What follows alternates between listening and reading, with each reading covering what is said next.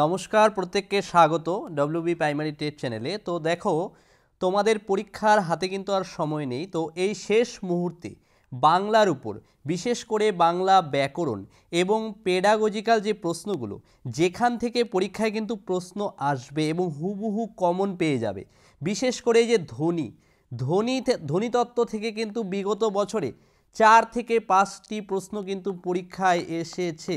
তাই ভীষণই কিন্তু ইম্পর্টেন্ট হতে চলেছে আজকের এই সেশনটি। তো তোমরা প্রথম থেকে শেষ পর্যন্ত কিন্তু ভালো করে এই ক্লাসটি দেখবে, একটি কোশ্চেনও কিন্তু স্কিপ করবে না। তো শুরু করছি। দেখো, আচ্ছা, ধ্বনিতত্ত্ব সম্পর্কিত এই যে ধ্বনি, প্রথমত ধ্বনি কি?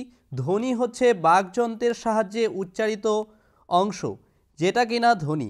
এই ধ্বনি কিন্তু দুটা ভাগ রয়েছে, একটা হচ্ছে স্বরধ্বনি আর একটা আছে হলো ব্যঞ্জন ধ্বনি। স্বরধ্বনি কি? আমরা জানি অন্য কোনো ধ্বনির সাহায্য ছাড়া যে ধ্বনি উচ্চারিত হয় তাকেই কিন্তু স্বরধ্বনি বলা হয়। এইবার এই যে ধ্বনি রিলেটেড যে প্রশ্নগুলো পরীক্ষায় আসে, এই যে স্বরধ্বনি রয়েছে, স্বরধ্বনির কিন্তু আবার দুটা ভাগ, সেটা হচ্ছে মৌলিক স্বরধ্বনি আর হচ্ছে যৌগিক স্বরধ্বনি। দেখো, মৌলিক স্বরধ্বনি কয়টি? 7টি। পরীক্ষায় হয়তো প্রশ্ন আসলো যে মৌলিক স্বরধ্বনি কয়টি বা কি কি। ঠিক আছে, তাহলে মৌলিক স্বরধ্বনিগুলো একবার দেখে নেবে। এই যে ই, এ, আ, ও, অ আর হচ্ছে উ, এগুলো প্রত্যেকটি হচ্ছে মৌলিক স্বরধ্বনি। ঠিক আছে, আর যৌগিক স্বরধ্বনি ভীষণই ইম্পর্টেন্ট। যৌগিক স্বরধ্বনি কিন্তু দুটি, একটা হলো ওই আর একটা হলো ও। এবার দেখো, ওই আর ওকে বিশ্লেষণ করলে কি পাওয়া যায়। কেন যৌগিক? কেননা এই যে ওই স্বরধ্বনিটি ভাঙলে আমরা পাবো ও যোগ রস্যই, অর্থাৎ এখানে দুটি যুক্ত স্বরধ্বনি কিন্তু রয়েছে, তাই এই স্বরধ্বনিটি কিন্তু যৌগিক স্বরধ্বনি বলা হয়। ঠিক আছে, আবার ও দেখো, ওকে ভাঙলে কি পাবো? ও যোগ রস্যৌ, অর্থাৎ ও কিন্তু একটি যৌগিক স্বরধ্বনি। যৌগিক স্বরধ্বনি বলতে যেখানে একাধিক স্বর রয়েছে, আর মৌলিক স্বরধ্বনি বলতে যেখানে কিন্তু একটি স্বর রয়েছে। ঠিক আছে, তারপর দেখো এই যে স্বরবর্ণ কয়টি, এগুলো কিন্তু বেসিক প্রশ্ন, এগুলো কিন্তু পরীক্ষায় চলে আসতে পারে। স্বরবর্ণ হচ্ছে 11টি। দেখো, স্বরবর্ণগুলো দেখে নাও। ঠিক আছে, তারপরে এই যে স্বরবর্ণগুলোর যে উচ্চারণ স্থান, এই উচ্চারণ স্থান অনুযায়ী কিন্তু স্বরবর্ণের দুটা ভাগ, একটা হচ্ছে হ্রস্বস্বর আর একটা হলো দীর্ঘস্বর। হ্রস্বস্বর যেটা উচ্চারণ করতে কম সময় লাগে, যে স্বরধ্বনিগুলো, এরকম হ্রস্বস্বর কিন্তু 4টি রয়েছে। সংজ্ঞাগুলো ভালো করে মনে রাখবে। ঠিক আছে, সংজ্ঞা থেকেও প্রশ্ন আসতে পারে। দীর্ঘস্বর রয়েছে, দীর্ঘস্বর যেগুলো উচ্চারণ করতে কিন্তু বেশি সময় লাগে স্বরধ্বনিগুলোর মধ্যে, সেগুলোকে দীর্ঘস্বর বলে। দীর্ঘস্বর রয়েছে কিন্তু 7টি। স্বরধ্বনিগুলো দেখে নেবে। তারপর দেখো এই যে ভীষণই ইম্পর্টেন্ট প্লুতস্বর। প্লুতস্বর কি? প্লুতস্বর হচ্ছে গানে, কান্না বা কাউকে ডাকতে আমরা যখন একটানা কোনো স্বরকে উচ্চারণ করে থাকি বা বলে থাকি, তখন সেই স্বরটাকে কিন্তু প্লুতস্বর বলা হয়। ভীষণই ইম্পর্টেন্ট। তারপর এই যে প্রশ্নগুলো, এইখান থেকে কিন্তু প্রশ্নগুলো আসে। দেখো, স্বরধ্বনিগুলির যে ভাগ, অর্থাৎ আমাদের যে বাকযন্ত্রের যে উচ্চারণ স্থান, সেই অনুযায়ী কিন্তু স্বরধ্বনিগুলোর ভাগগুলো কিন্তু রয়েছে এখানে। দেখো, কণ্ঠ স্বরধ্বনি কোনগুলো? স্বরয় আর স্বরায়া হচ্ছে কণ্ঠ স্বরধ্বনি।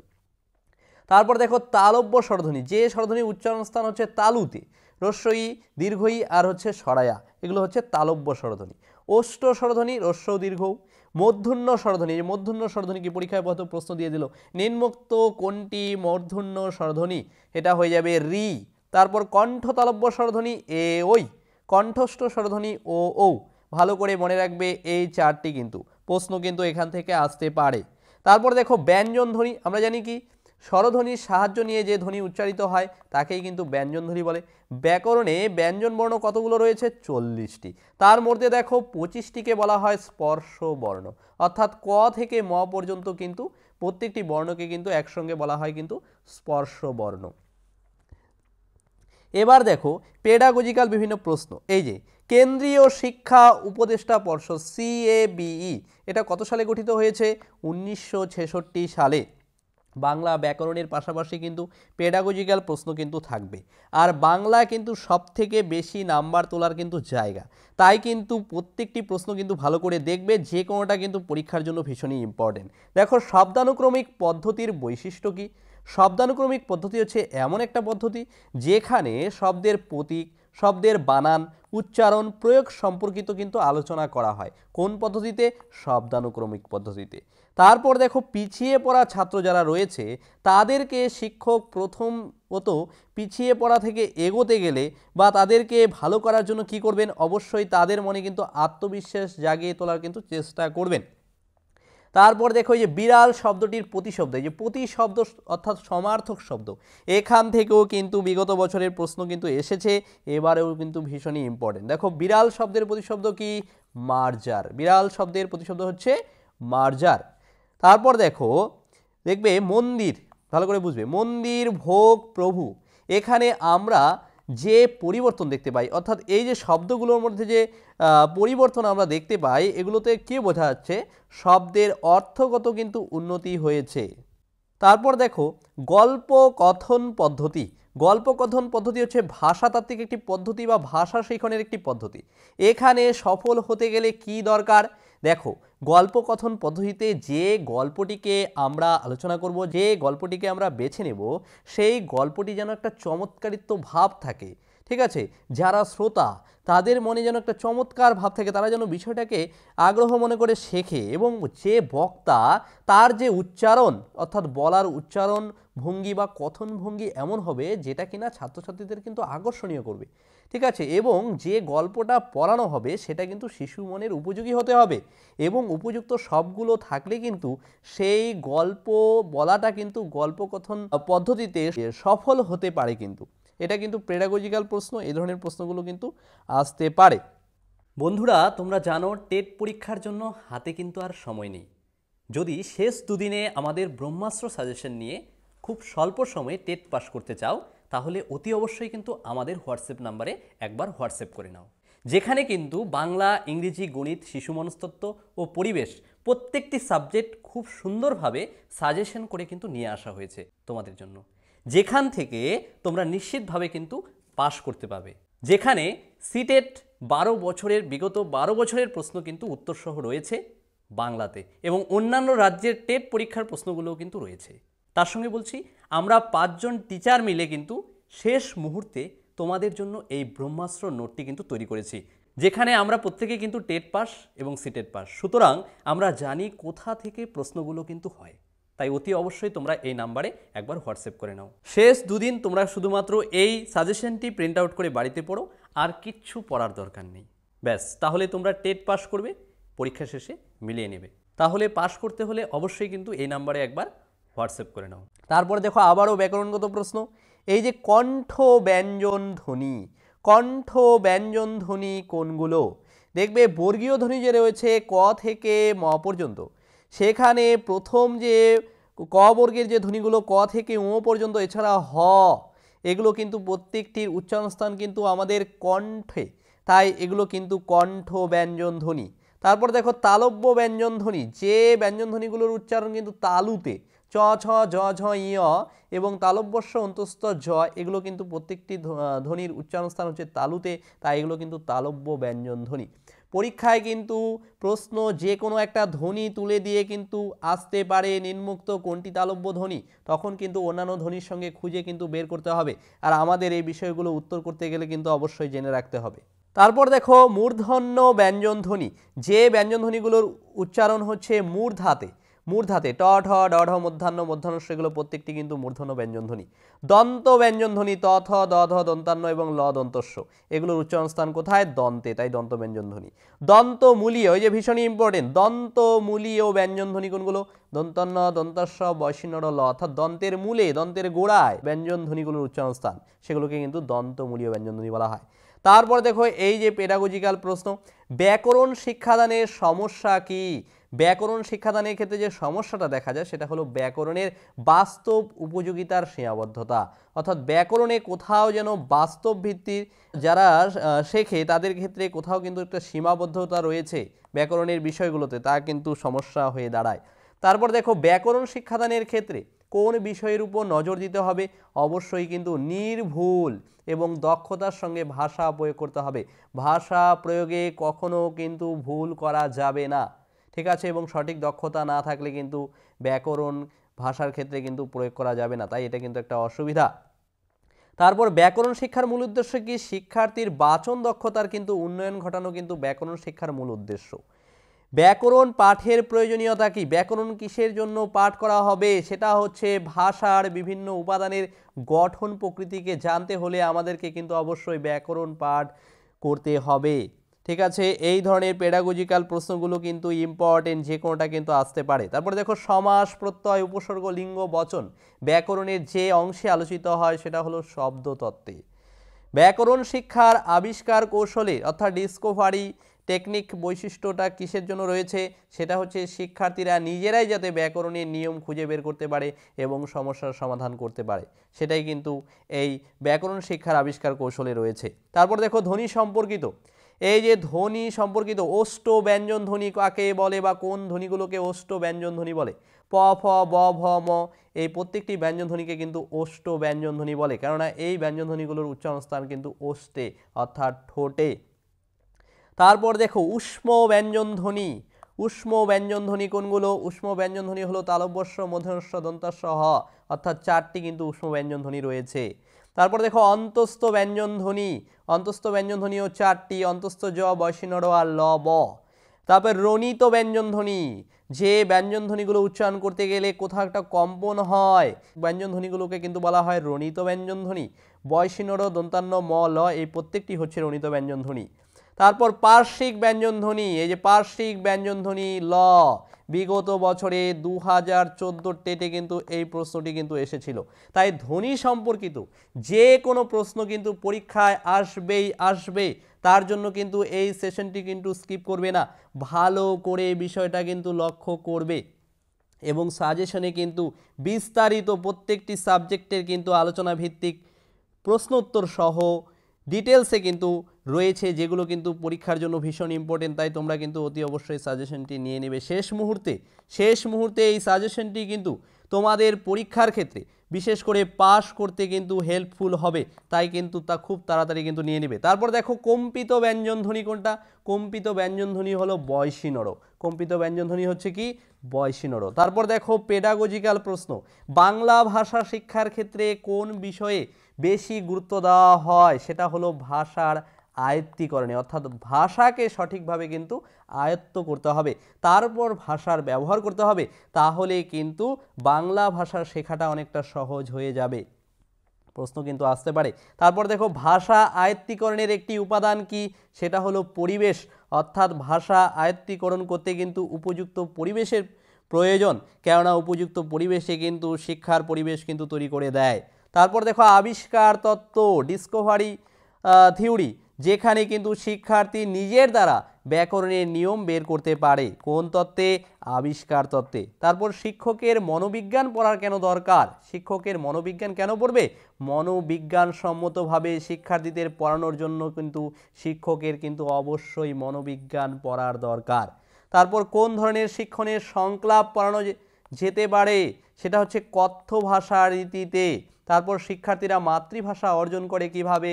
সেটা কিন্তু স্বাভাবিকভাবে, অর্থাৎ মাতৃভাষা কিন্তু স্বাভাবিকভাবেই শিক্ষার্থীদের মধ্যে বা যে কোনো ব্যক্তির মধ্যে কিন্তু অর্জন হয়ে যায়, যেখানে কিন্তু জোরপূর্বক কাউকে মাতৃভাষা শেখাতে হয় না। ভালো করে মনে রাখবে, কিন্তু প্রশ্নটা কিন্তু ভীষণই ইম্পর্টেন্ট। তারপর দেখো ভুল সংশোধন, কোথাও ভুল হলো সেই সংশোধনের ব্যাপারে শিক্ষক কি করবেন? শিক্ষার্থীদের ক্ষেত্রে তিনি কিন্তু শিক্ষক অবশ্যই শিক্ষার্থীদের ক্ষেত্রে কিন্তু সংবেদনশীল হবে এবং ভুলকে ধরে দিয়ে সেই ভুলটাকে শুধরে দিয়ে সেই ভুলটাকে কিন্তু যেন ঠিক করে দেবেন, সেটা কিন্তু শিক্ষকের অবশ্যই একটি কর্তব্য হবে। তারপর দেখো ব্যাকরণ সম্পর্কিত আরও প্রশ্ন, তারণজাত ব্যঞ্জন ধ্বনি কোনগুলো? দেখো ডয়সী নর আর ঢয়সী নর এই দুইটি কিন্তু তারণজাত ব্যঞ্জন ধ্বনি। তারপর নাসিক্য ব্যঞ্জন ধ্বনি 5টি, ও, য়, ন, ন, ম। শীষ ধ্বনি, যে ধ্বনিগুলো উচ্চারণ করতে কিন্তু আমাদের মুখবিবর থেকে শীষ করে একটা আওয়াজ বা ধ্বনি উৎপন্ন হয়, তালব্যস্য, মূর্ধন্য ষ আর দন্তস্ব এই 3টি কিন্তু শীষ ধ্বনি। তারপর ঘৃষ্ট ব্যঞ্জন ধ্বনি চ, ছ, জ, ঝ এই ধ্বনিগুলো উচ্চারণ করতে গেলে কিন্তু খুব অল্প সময়ের মধ্যে পাশাপাশি কিন্তু পরপর উচ্চারিত করে থাকে, অর্থাৎ উচ্চারণের রেশ কিন্তু খুব কম থাকে, তাই এই ধ্বনিগুলোকে কিন্তু ঘৃষ্ট ব্যঞ্জন ধ্বনি বলে। ভালো করে কিন্তু বিষয়গুলো দেখবে, কিন্তু ধ্বনি রিলেটেড পরীক্ষায় কিন্তু প্রশ্ন পরীক্ষায় আসবে। তারপর দেখো ঘোষ ব্যঞ্জন ধ্বনি, ঘোষ ব্যঞ্জন ধ্বনি কোনগুলো? এই যে স্পর্শবর্ণ আমরা পড়েছি ক থেকে ম পর্যন্ত, ক থেকে ম পর্যন্ত যে স্পর্শ ব্যঞ্জন ধ্বনিগুলো পড়েছি 25টি, তার মধ্যে প্রতিটি বর্গে অর্থাৎ 5টা বর্গে কিন্তু এই ধ্বনিগুলোকে কিন্তু ভাগ করা হয়। এই 5টা বর্গ কি কি? ক বর্গ, চ বর্গ, ট বর্গ, ত বর্গ আর প বর্গ। এই প্রতিটি বর্গে কিন্তু 5টি করে ধ্বনি রয়েছে। এবার প্রত্যেকটি বর্গের দেখবে প্রত্যেকটি বর্গের ক্ষেত্রে তৃতীয়, চতুর্থ আর পঞ্চম ধ্বনি উচ্চারণ করতে কিন্তু গাম্ভীর্যতা লক্ষ্য করা যায়, অর্থাৎ ধ্বনিটা কিন্তু সজোরে বেরিয়ে আসে। এই যে ধ্বনিগুলো, এই ধ্বনিগুলোকে কিন্তু ব্যাকরণে বলা হয়ে থাকে ঘোষ ব্যঞ্জন ধ্বনি, অর্থাৎ প্রতি বর্গের তৃতীয়, চতুর্থ, পঞ্চম ধ্বনি হলো ঘোষ ব্যঞ্জন ধ্বনি। যেমন ক বর্গের ঘোষ ব্যঞ্জন ধ্বনিগুলো কি কি? সেটা হলো গ, ঘ আর হচ্ছে উ, এটা হচ্ছে ক বর্গের। একইভাবে চ বর্গের যদি বলা হয় বর্গীয় জ, ঝ, ইয়, এরকম করে প্রত্যেকটা বর্গের তৃতীয়, চতুর্থ, পঞ্চম ধ্বনিকে কিন্তু ঘোষ ধ্বনি বলা হয়। আর এই যে ঘোষ ধ্বনি, অঘোষ ধ্বনি, এইগুলো থেকে কিন্তু 2017 টেটে কিন্তু পরীক্ষায় প্রশ্ন এসেছে অনেকগুলো। তাই তোমাদের পরীক্ষার জন্য কিন্তু ভীষণই ইম্পর্টেন্ট। এবারও পরীক্ষায় কিন্তু আসতে পারে এই ধ্বনি সম্পর্কিত প্রশ্নগুলো, ভালো করে দেখবে। তারপর দেখো অঘোষ ব্যঞ্জন ধ্বনি। অঘোষ ব্যঞ্জন ধ্বনি কোনগুলো? এই যে স্পর্শ ধ্বনি বললাম 25টি, তার মধ্যে বর্গের প্রতিটি বর্গের প্রথম, দ্বিতীয় ধ্বনিকে কিন্তু অঘোষ ব্যঞ্জন ধ্বনি বলা হয়। অর্থাৎ ক বর্গের অঘোষ ব্যঞ্জন ধ্বনিগুলো কোনগুলো? ক আর খ। চ বর্গের চ, ছ, এরকম করে প্রতিটি বর্গের প্রথম, দ্বিতীয় ধ্বনিকে কিন্তু অঘোষ ব্যঞ্জন ধ্বনি বলা হয়। তারপর দেখো এই যে যেখান থেকে প্রশ্নগুলো আসে, এই যে ঘোষী ভবন, দেখবে এই যে অঘোষ ব্যঞ্জন ধ্বনি আমরা জানলাম যে প্রতি বর্গের প্রথম, দ্বিতীয় ধ্বনি কি? অঘোষ ব্যঞ্জন ধ্বনি, তাই তো? এইবার এই দেখো এই যে অঘোষ ব্যঞ্জন ধ্বনি যদি ঘোষ ব্যঞ্জন ধ্বনিতে রূপান্তরিত হয়, কিভাবে? উচ্চারণের ফলে। কোনো একটা শব্দ উচ্চারণ করতে গিয়ে ধ্বনি পরিবর্তন হলো, তখন যদি এরকম হয় যে অঘোষ ব্যঞ্জন ধ্বনি ঘোষ ব্যঞ্জন ধ্বনিতে রূপান্তরিত হয়ে গিয়েছে, শব্দ রূপান্তরিত হয়ে, তখন সেই ঘটনাটাকে ধ্বনি বিজ্ঞানে কিন্তু বলা হয় ঘোষী ভবন। কি বলা হয়? ঘোষী ভবন। দেখো উদাহরণ দিলে ভালো করে বুঝতে পারবে। দেখো শাক, শাক এটি একটি শব্দ। এখানে দেখো শাক শব্দটিতে কি রয়েছে? তালব্য শ, আকার আর ক, আর ধ্বনি পরিবর্তন হয়ে এর উচ্চারিত রূপ পাল্টে গিয়ে হলো শাক, অর্থাৎ তালব্য শ, আকার আর গ। অর্থাৎ এই যে ক এর স্থানে গ ধ্বনি এলো, অর্থাৎ এটা কি হলো? ধ্বনি পরিবর্তন হলো। এবার দেখো ক ধ্বনিটি কি? ক ধ্বনিটি হচ্ছে অঘোষ ধ্বনি। ক ধ্বনিটি হচ্ছে অঘোষ ধ্বনি, অর্থাৎ শাক শব্দে কিন্তু এটা অঘোষ ধ্বনি হিসেবে ছিল, কিন্তু ধ্বনি পরিবর্তন হয়ে ক ধ্বনিটা হয়ে গেল গ, অর্থাৎ গ ধ্বনিটা কি? গ ধ্বনিটা হলো ঘোষ ধ্বনি, তাই তো? এবার এই যে ক এর জায়গায় গ এলো, অর্থাৎ অঘোষ যে ঘোষ ধ্বনিতে রূপান্তর হলো, এটাকে ধ্বনি বিজ্ঞানে কি বলা হয়? এই ঘটনাটাকে বলা হয় ঘোষী ভবন। তাই পরীক্ষায় হয়তো এই রকম উদাহরণ দিয়ে কিন্তু প্রশ্ন আসবে, নিচের কোন উদাহরণটি ঘোষী ভবনের উদাহরণ? তখন কিন্তু আমাকে ঘোষী ভবন ব্যাপারটা যদি জানা থাকে তাহলে কিন্তু আমরা উত্তর করতে পারবো। ভীষণই ইম্পর্টেন্ট, এই রিলেটেড প্রশ্ন কিন্তু বিগত বছরে এসেছে কিন্তু, তাই ভালো করে লক্ষ্য করবে। আর এই প্ল্যাটফর্মে কিন্তু আমি এখানে বিস্তারিত আলোচনা করছি, আর আমাদের যে সাজেশন রয়েছে সেখানেও কিন্তু রয়েছে। অবশ্যই সাজেশনটা নিয়ে একবার পড়ে নিলে কিন্তু বিষয়টা ক্লিয়ার থাকবে। পরীক্ষায় যে কোনো প্রশ্ন এখান থেকে আসুক না কেন তোমরা কিন্তু অনায়াসে উত্তর করতে পারবে। তারপর দেখো অঘোষী ভবন। অঘোষী ভবনটা কি? এই যে ঘোষ ব্যঞ্জন ধ্বনি, এবার এর উল্টো ঘটনা, অর্থাৎ ঘোষী ভবনের উল্টো ঘটনাটাই কি? অঘোষী ভবন। অর্থাৎ ঘোষ ব্যঞ্জন ধ্বনি যদি অঘোষ ব্যঞ্জন ধ্বনিতে রূপান্তরিত হয় তখন তাকে কিন্তু বলা হয় অঘোষী ভবন।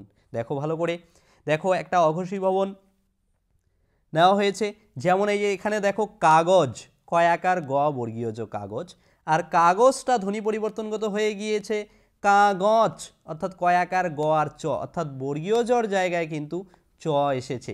দেখো বর্গীয় জটা কোন ধ্বনিতে রয়েছে? বর্গীয় জটা কিন্তু বর্গের, অর্থাৎ চ বর্গের কিন্তু এটা তৃতীয় ধ্বনি, চ ছ বর্গীয় জ, চ বর্গের তৃতীয় ধ্বনি, মানে এটা কি ধ্বনি? এটা হচ্ছে ঘোষ ধ্বনি, তাই তো? এইবার এই যে কাগজে জয়ের জায়গায় চ চলে এসেছে, চটা আবার দেখো চ বর্গের প্রথম ধ্বনি, চ চ বর্গের প্রথম ধ্বনি মানে এটা কি ধ্বনি? এটা কিন্তু অঘোষ ধ্বনি। অর্থাৎ এই যে ঘোষ ধ্বনির জায়গায় অঘোষ ধ্বনি যে চলে এসেছে ধ্বনি পরিবর্তনের ফলে, এটাকে ধ্বনিবিজ্ঞানে কি বলা হয়? এটাকে বলা হয় অঘোষী ভবন। বুঝতে পারলে?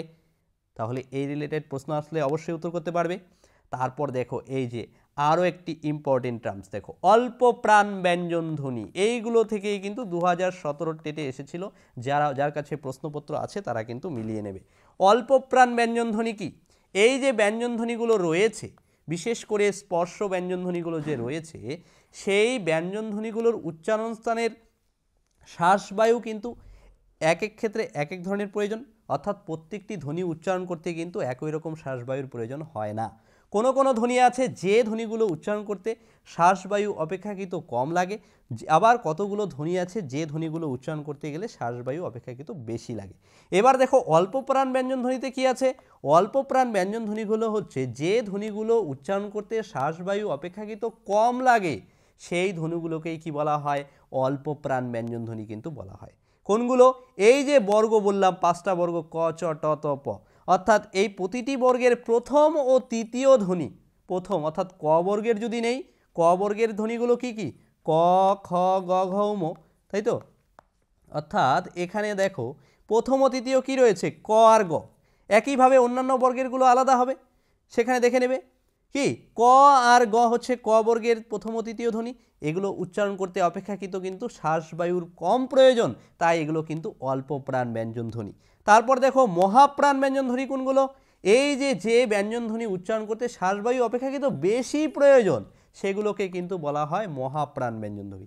দেখো এই যে প্রতিটি বর্গ রয়েছে তার মধ্যে দ্বিতীয়, চতুর্থ আর হচ্ছে গিয়ে দ্বিতীয় এবং চতুর্থ, এই যে দুটা ধ্বনি, এই দুটা ধ্বনিকে কিন্তু বলা হয় কিন্তু মহাপ্রাণ ব্যঞ্জন ধ্বনি। যেমন ক বর্গের খ এবং ঘ, এগুলো কিন্তু মহাপ্রাণ। খ এবং ঘ হচ্ছে কি? মহাপ্রাণ। আর ক আর গ কি? অল্প প্রাণ। বোঝা গেল? এরকম করে প্রতিটি বর্গে কিন্তু অল্প প্রাণ মহাপ্রাণ ধ্বনি রয়েছে, সেগুলো প্রত্যেকটা কিন্তু জেনে রাখলে এই অল্প প্রাণ মহাপ্রাণ সম্পর্কিত যে কোনো প্রশ্ন কিন্তু তোমরা করতে পারবে। এবার দেখো এই যে অল্প প্রাণ ও মহাপ্রাণ ব্যঞ্জন ধ্বনিগুলোর ক্ষেত্রে যে ধ্বনি পরিবর্তন যেখান থেকে প্রশ্ন আসে, এই যে দেখো ক্ষীণায়ন। ক্ষীণায়ন বিষয়টা কি? এই যে মহাপ্রাণ ব্যঞ্জন ধ্বনি, আমরা জানলাম কি প্রতিবর্গের দ্বিতীয় চতুর্থ ব্যঞ্জন ধ্বনি কি? মহাপ্রাণ ব্যঞ্জন ধ্বনি। এবার এই মহাপ্রাণ ব্যঞ্জন ধ্বনি যখন অল্প প্রাণ ব্যঞ্জন ধ্বনিতে রূপান্তরিত হয়ে যায়, তখন সেটাকে কি বলা হয়? তখন সেটাকে ক্ষীণায়ন বলা হয়।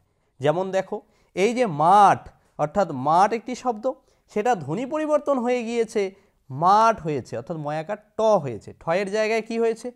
ট। অর্থাৎ ঠটা দেখো, ঠটা মানে ট ঠ, ঠটা কি ধ্বনি? ঠটা হচ্ছে মহাপ্রাণ ব্যঞ্জন ধ্বনি। এইবার রূপান্তরিত হয়ে কি হয়েছে? মাঠ, অর্থাৎ ট হয়েছে ঠয়ের জায়গায়। টটা দেখো কি? টটা হচ্ছে বর্গের প্রথম ধ্বনি, তার মানে এটা অল্প প্রাণ ধ্বনি। এই যে মহাপ্রাণ ব্যঞ্জন ধ্বনিটা অল্প প্রাণ ব্যঞ্জন ধ্বনিতে যে রূপান্তরিত হলো, এই ঘটনাটাকেই বলা হয় কি? ক্ষীণায়ন। বুঝতে পারলে? এবার দেখো তার বিপরীত ঘটনাটা কি? পিনায়ন। পিনায়নটা কি? যখন অল্প প্রাণ ব্যঞ্জন ধ্বনি মহাপ্রাণ ব্যঞ্জন ধ্বনিতে রূপান্তরিত হয়ে যাবে, তখন সেটাকে বলা হয় হলো পিনায়ন। যেমন দেখো এই যে জগ, বর্গীয় জ আর গ, জগ থেকে জগ হলো, জ আর ঘ, অর্থাৎ গ ধ্বনিটা ঘ ধ্বনিতে রূপান্তরিত হলো। তাহলে গ ধ্বনিটা কি রয়েছে? গ ধ্বনিটা কিন্তু অল্প প্রাণ, কেননা প্রতিবর্গের প্রথম তৃতীয় ধ্বনি কি? অল্প প্রাণ। তাহলে ঘ ধ্বনিতে রূপান্তরিত হয়েছে মানে এটা মহাপ্রাণ। তাহলে এই যে অল্প প্রাণ ধ্বনি মহাপ্রাণ ধ্বনিতে রূপান্তরিত হলো, এটাকে বলা হয় পিনায়ন। তাহলে ক্ষীণায়ন আর পিনায়ন বোঝা গেল। এবার যদি এখান থেকে কোনো প্রশ্ন আসে অবশ্যই উত্তর করতে পারবে। আর প্রশ্ন তো এসেইছে 2017 টেটে, কিন্তু এখান থেকে প্রশ্ন এসেইছে, তাই এই বছরের জন্য কিন্তু ভীষণই ইম্পর্টেন্ট, আসতেই পারে। আচ্ছা, এরপর দেখো কি রয়েছে। এরপর এই যে ধ্বনি পরিবর্তন, স্বরধ্বনি পরিবর্তন এবং ব্যঞ্জন ধ্বনি পরিবর্তন, এই ধ্বনি পরিবর্তন সম্পর্কিত আরও কয়েকটি বিশেষ রীতি। যেমন তার মধ্যে রয়েছে প্রথমে ধ্বনির আগম। ধ্বনির আগম কি? মনে করলে কোনো একটা শব্দের নতুন করে কোনো ধ্বনি এসে সেই শব্দের সঙ্গে জুড়ে গেল, সেটা শব্দের শুরুতে হতে পারে, মাঝে হতে পারে, শেষে হতে পারে। এই অনুযায়ী কিন্তু ধ্বনির আগম হয়। এবং ধ্বনির আগম কিন্তু দুই প্রকার, এক হলো স্বরাগম আর এক হলো ব্যঞ্জনাগম। স্বরাগমের ক্ষেত্রে কি হয়, স্বরধ্বনির আগমন হয়, আর ব্যঞ্জনাগমের ক্ষেত্রে কিন্তু ব্যঞ্জন ধ্বনির আগম হয়। এবার দেখো এই যে স্বরাগম, স্বরাগমের কিন্তু আবার তিন প্রকার। স্বরাগম এই যে একটু আগে বললাম যে শব্দের আগম হবে, সেটা যদি শব্দের শুরুতে হয় আগমটা, তখন সেটাকে কিন্তু বলা হয় আদি স্বরাগম। আর শব্দের যদি মধ্যে হয় কোনো স্বরধ্বনির আগমন, সেটাকে বলা হয় মধ্য স্বরাগম। আর শব্দের শেষে হলে সেটাকে কিন্তু বলা হয় অন্ত স্বরাগম। বোঝা গেল? এবার দেখো এই যে আদি স্বরাগমের উদাহরণ, যেখান থেকে কিন্তু প্রশ্নগুলো কিন্তু পরীক্ষায় আসে, উদাহরণগুলো দিয়ে দিয়ে পরীক্ষায় দেয় এবং সেখানে তোমাদেরকে বের করতে হবে যে এখানে স্বরাগম হয়েছে না অন্য কিছু হয়েছে, সেটা কিন্তু খুঁজে বের করতে হবে। যেমন ধরো এরকমভাবে দিল পরীক্ষায় যে স্টেশন, স্টেশন থেকে স্টেশন, এই যে এরকম একটা ধ্বনিগত রূপ দিয়ে দিল, তখন আমাকে কিন্তু এই যে স্টেশনের আগে দেখো একটা ধ্বনি পরিবর্তন হয়ে কিন্তু একটা নতুন ই ধ্বনির আগমন হয়েছে, তাই এটা দেখে বুঝতে পারবো এটা ধ্বনির আগম। এবং ধ্বনির আগম হলেই শুধু হবে না, দেখতে হবে আগমটা কোথায় হয়েছে, শব্দের শুরুতে, মাঝে না শেষে।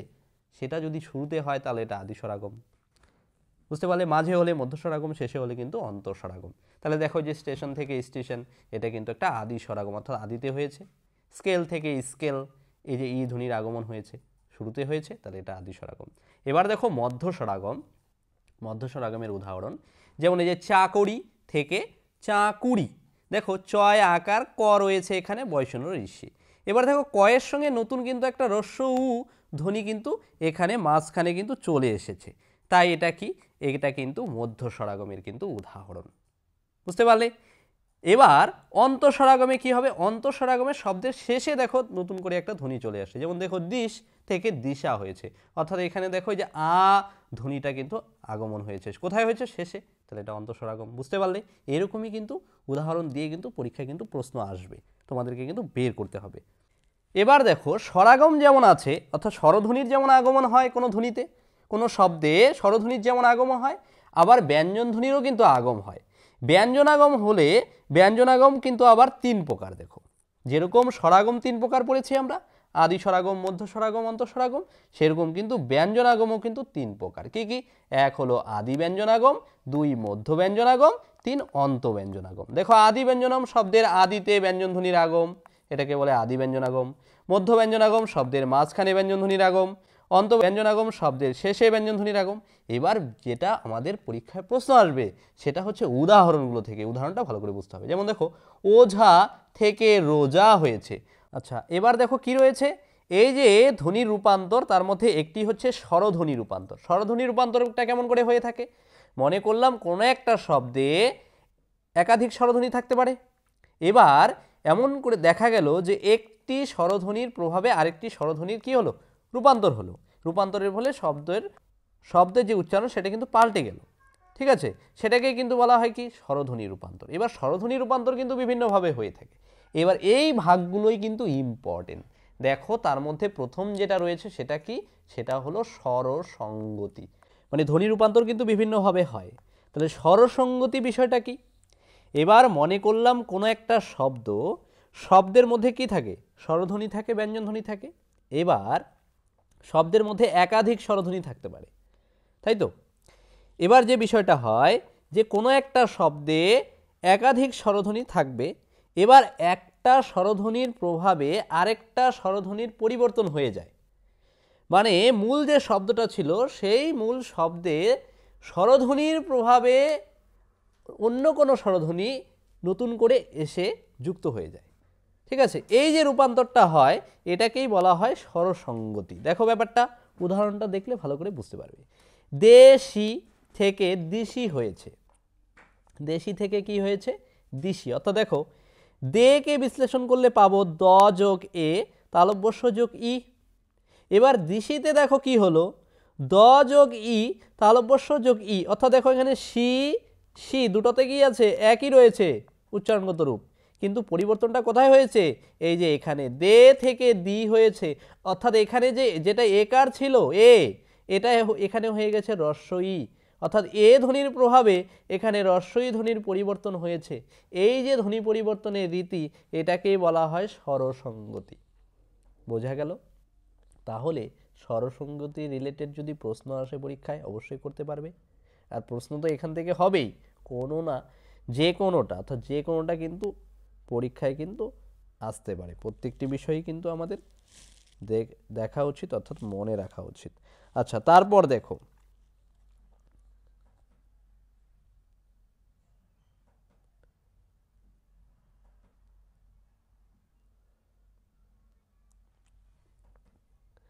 আরেকটি ইম্পর্টেন্ট বিষয়, এই যে অপিনিহিতি, এই যে অপিনিহিতি থেকে কিন্তু প্রশ্ন কিন্তু এসেছে, ঠিক আছে? আর এখান থেকে প্রশ্ন হয়, প্রত্যেকটি ধ্বনি রিলেটেড বিষয় কিন্তু ইম্পর্টেন্ট। দেখো অপিনিহিতি বিষয়টা কি, কোনো একটা শব্দে স্বরধ্বনি থাকবে, ব্যঞ্জনধ্বনি থাকবে।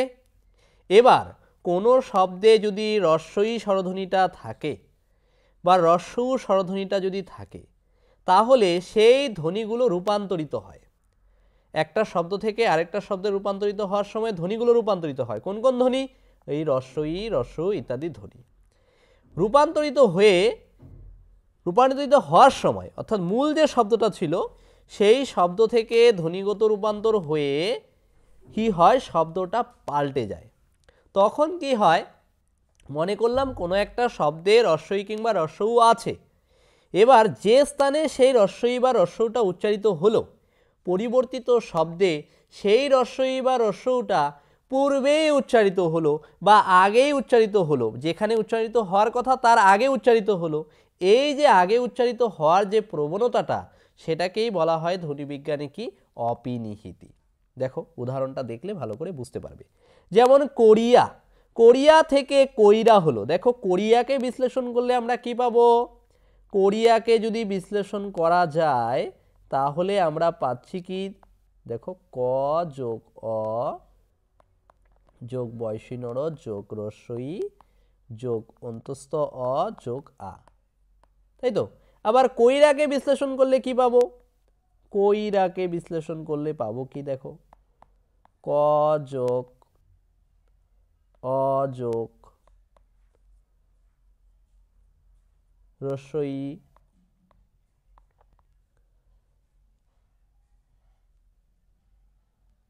যোগ র যোগ আ। দেখো পরিবর্তনটা কোথায় হলো, ক যোগ অ, ক যোগ অ, ঠিক আছে। এবার দেখো বয়সী-ণর পরে এখানে রস্বইটা ছিল কোরিয়া শব্দটিতে। এইবার কইরা শব্দটিতে দেখো বয়সী-ণের আগে রস্বইটা চলে এলো, অর্থাৎ এই যে রস্বই যে স্থানে ছিল তার আগেই চলে এলো, এটাকেই বলা হয় কি, এটাকেই বলা হয় অপিনিহিতি। এটা রস্বইর ক্ষেত্রে যেমন হয়, রস্বউর ক্ষেত্রে হয়। যেমন সাধু থেকে সাউদ, দেখো সাধু, ধয়ের পরে রস্বউ ছিল সাধুতে, আর সাউথের বেলায় কিন্তু ধয়ের আগে রস্বউটা চলে এলো। এটাই তাহলে কি, এটাই তাহলে অপিনিহিতি। বুঝতে পারলে? পরীক্ষায় প্রশ্ন আসলে করতে পারবে নিশ্চয়ই। আচ্ছা চলো, তারপর দেখো এই যে আরেকটি ইম্পর্টেন্ট বিষয়, এগুলো প্রত্যেকটি কিন্তু ধ্বনি রূপান্তরের পার্ট। দেখো অভিশ্রুতি, এখান থেকেও কিন্তু পরীক্ষায় প্রশ্ন কিন্তু আসে। অভিশ্রুতি বিষয়টা কি, দেখো অভিশ্রুতি হচ্ছে, মনে করলাম মূল একটা শব্দ, মূল শব্দটার অপিনিহিতি হলো, মানে মূল শব্দটা পরিবর্তন হয়ে অপিনিহিতি হলো। অপিনিহিতি হওয়ার পর মনে করলাম যে কোরিয়া শব্দটা থেকে কইরা হলো, মানে ওটা কি হলো, ওটা অপিনিহিতি হলো। এইবার এই অপিনিহিতিজাত শব্দটা পরিবর্তিত হয়ে হয়ে চলিত ভাষায় ব্যবহার হলো। কেমন করে ব্যবহার হলো, আমরা যে চলিত ভাষায় যেভাবে কথাটা বলি, কি শব্দটাকে যেভাবে চিনি, সেটাকেই কি বলা হয়, সেটাকেই বলা হয় অভিশ্রুতি। দেখো এই যে কোরিয়া থেকে কইরা, অর্থাৎ অপিনিহিতি। এবার অপিনিহিতি হওয়ার পর মূল চলিত ভাষায় এই কইরা শব্দটা করে অর্থে ব্যবহার হয়, অর্থাৎ করেটাই কি, করেটাই হলো অভিশ্রুতি। দেখো আরেকটা উদাহরণ এরকম, এই যেমন আজি, আজি থেকে আইজ হলো, মানে এটা অপিনিহিতি হলো। এবার আইজ থেকে ব্যবহার হয়ে গেল আজ, আজটাই কি, আজটাই হলো অভিশ্রুতি। পরীক্ষায় হয়তো এরকমভাবে প্রশ্ন তুলে দিল যে রাখিয়া রাইখা রেখে এখানে ধ্বনি পরিবর্তনের কোন রীতি প্রযোজ্য হয়েছে, তখন কিন্তু আমাকে 4টা অপশন হয়তো অভিশ্রুতি দিল, অপিনিহিতি দিল, স্বরসঙ্গতি দিল বা অন্য কোনো বিষয় দিয়ে দিল। সেখান থেকে আমার যদি জানা থাকে যে বিষয়টা এটা অভিশ্রুতি, তাহলে আমরা গিয়ে অভিশ্রুতি খুঁজে নিয়ে উত্তর করে চলে আসব, তাই তো? আচ্ছা চলো, তারপর দেখো এগুলো প্রত্যেকটা জানলাম কি, এই যে বিষয়গুলো এগুলো হচ্ছে স্বরধ্বনির ক্ষেত্রে হয়, অর্থাৎ স্বরধ্বনির রূপান্তর ঘটিত পরিবর্তনগুলো হচ্ছে এই ধরনের অপিনিহিতি, স্বরসঙ্গতি, অভিশ্রুতি। এইবার ব্যঞ্জনধ্বনিরও কি হয়, রূপান্তর হয়। এবার শব্দের মধ্যে কি থাকে, স্বরধ্বনির পাশাপাশি কি থাকে, ব্যঞ্জনধ্বনি থাকে। এবার শব্দের মধ্যে ব্যঞ্জনধ্বনি যদি রূপান্তরিত হয়ে যায়, অর্থাৎ একটি ব্যঞ্জনধ্বনির পরিবর্তে আরেকটা নতুন ব্যঞ্জনধ্বনি আসে, সেটাকেই বলা হয় ব্যঞ্জন সঙ্গতি। কি বলা হয়, ব্যঞ্জন সঙ্গতি। এবার দেখো ব্যঞ্জন সঙ্গতি যে ভাবে হয় তারও কতগুলো ভাগ রয়েছে। প্রথম যেটা রয়েছে সেটা কি, প্রথম যেটা রয়েছে সেটা হলো সমীভবন। ইম্পর্টেন্ট, কিন্তু প্রত্যেকটা বিষয়ই ইম্পর্টেন্ট। লাস্ট মুহূর্তে প্রাইমারি টেটের আর সময় নেই, আর একটি দিন আছে। তো এই শেষ মুহূর্তে আমাদের পুরো বিষয়টাকে আমরা যদি ঝালিয়ে নিই, এবং বাংলা ব্যাকরণে কিন্তু প্রশ্ন পরীক্ষায় দেবে, বাংলা পেডাগজিক্যাল প্রশ্ন দেবে এবং অনুচ্ছেদ তো দেবে, তাই তো? আর এই প্রশ্নগুলোই কিন্তু আমাদের করে আসতে পারি যদি সঠিকভাবে, তাহলে আমরা টেটটাকে উতরাতে পারবো, তাই তো? তো এখনো যারা তোমরা এই চ্যানেলে নতুন কেউ দেখছো, তারা কিন্তু যারা এখনো সাজেশনটি নেওনি, এই সাজেশনটি হয়তো পরীক্ষায় প্রশ্ন চলে আসলো, তখন কিন্তু আমাদের মিস হয়ে যাবে যে আমাদের হাতের কাছে কিছু জিনিস ছিল সেটা আমরা পেলাম না।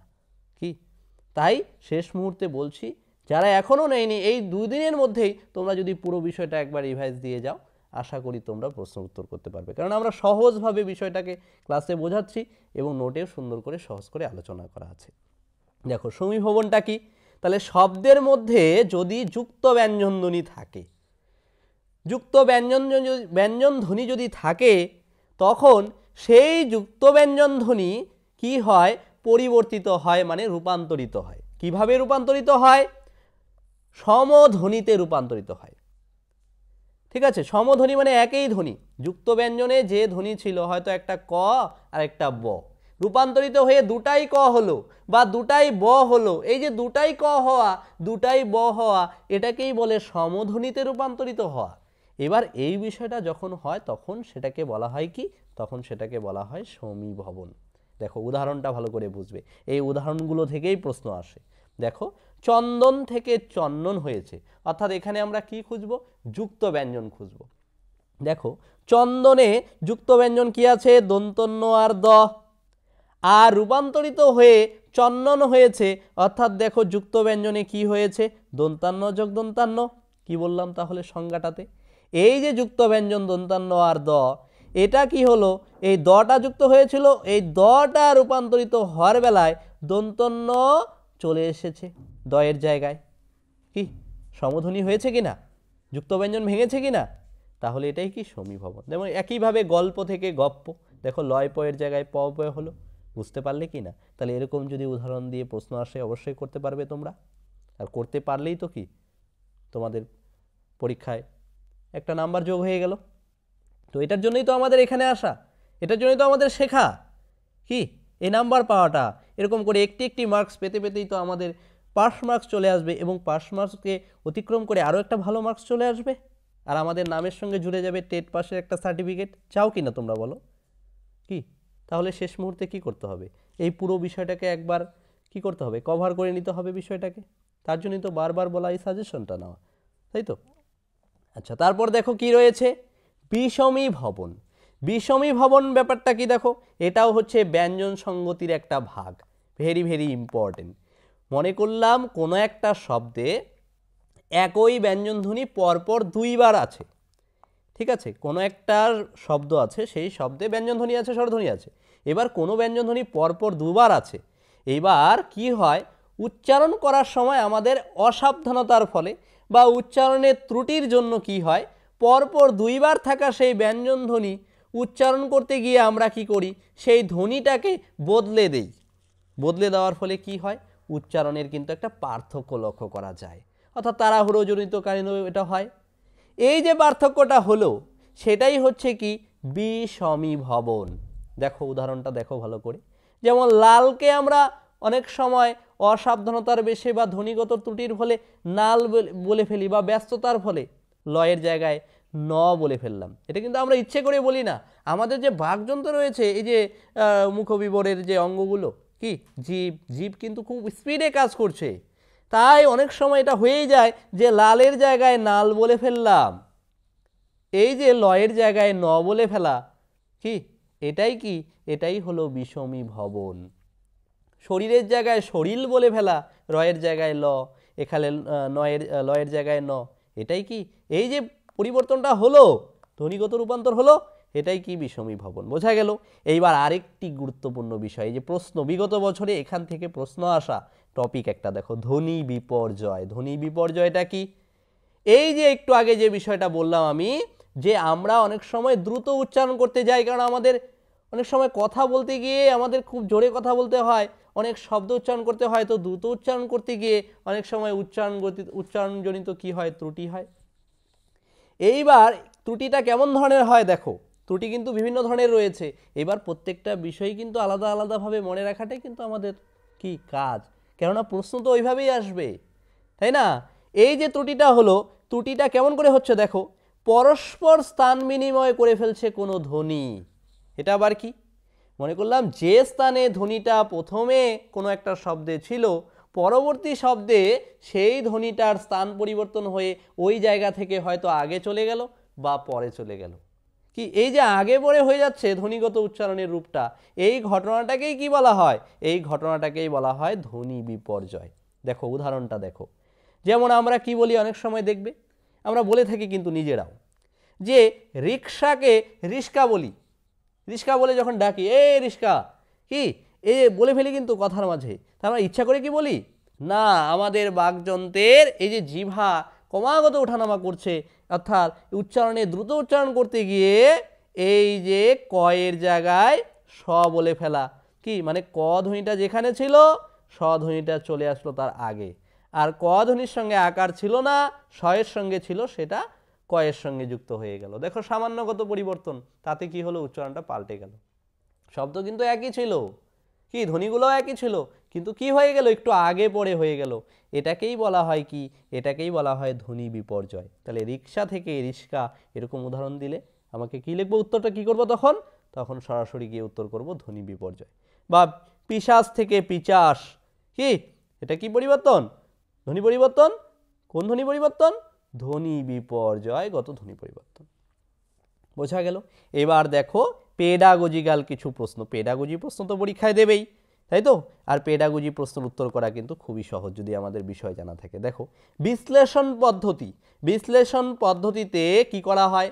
বিশ্লেষণ পদ্ধতি হচ্ছে এমন একটা পদ্ধতি যেখানে কিন্তু সূত্রগুলোকে উদাহরণের সাহায্যে কিন্তু বারবার কি করা হয়, বিশ্লেষণ করা হয়। কোনো সূত্র যেখান থেকে আমরা সিদ্ধান্তে যাব, সেই সূত্রটাকে বারবার উদাহরণ দিয়ে বিশ্লেষণ করা হয় যে পদ্ধতিতে, সেটাই হলো কি পদ্ধতি, বিশ্লেষণ পদ্ধতি। বোঝা গেল। তারপর দেখো এই যে সৃজনশীল রচনা, অর্থাৎ এমন রচনা যেখানে ব্যক্তি নিজে যখন রচনা লিখবে তার নিজস্ব মনোভাব সেখানে কিন্তু সেই রচনার মাধ্যমে কিন্তু রাখবে।